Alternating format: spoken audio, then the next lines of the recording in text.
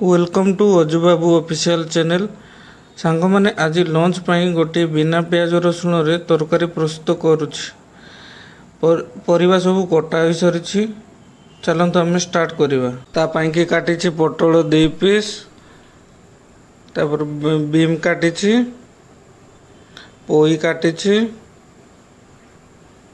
कखारु कखारु काटी, तापर गाजर काटी, बेसी बड़ गाजर नुह छोट गाजर, तापर कांकड़ दुईटा नहीं, तापर भंडा आलू काटी। प्रेशर कुकर रे सबुतक परिवा देदेवा।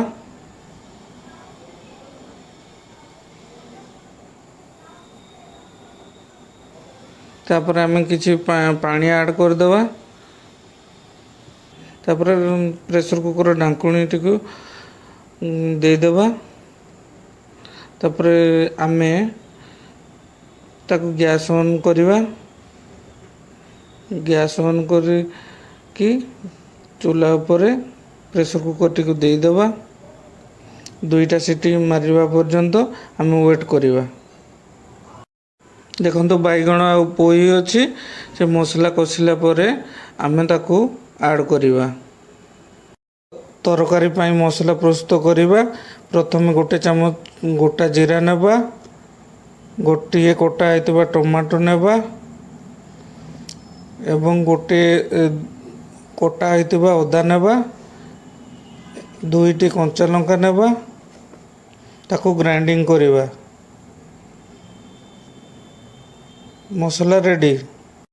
चलतु गैस लगेबा, कड़ाई बसेबा।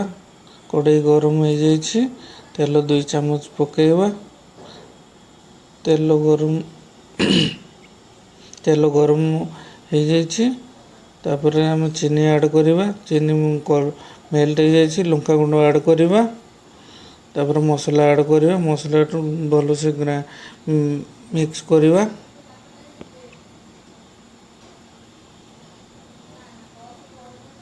तापर आम हलदी गुंड ऐड करवा।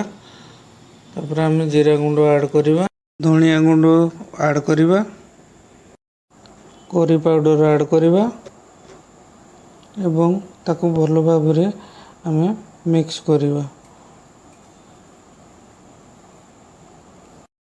टिके पानी दे फुटीगला कस्तूरी मेथी ऐड करवा एवं स्वाद अनुसार लुण ऐड करवा। तापर ताकू भल भाव आम मिक्स करदेवा।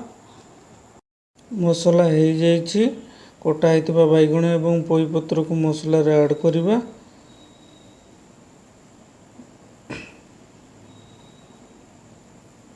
भल भाव मिक्स करवा।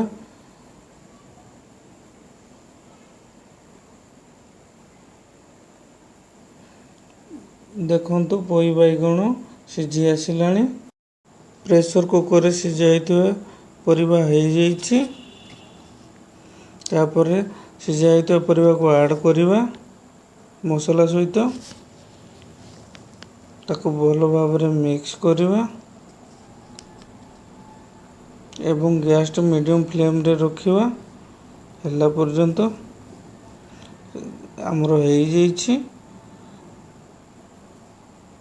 तापर गरम मसला मारिबा।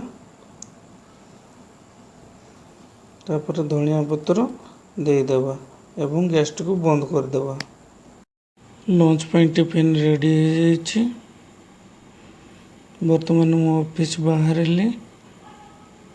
बहुत दिन पर आज खरा होइछि, नहले डेली डेली वर्षा सकाळु संध्या पर्यंत। श्रावण मास होइतिबारु आज सेइथिपई बिना प्याज रसुण रे गोटे डिश बनई। ये मो बाइक।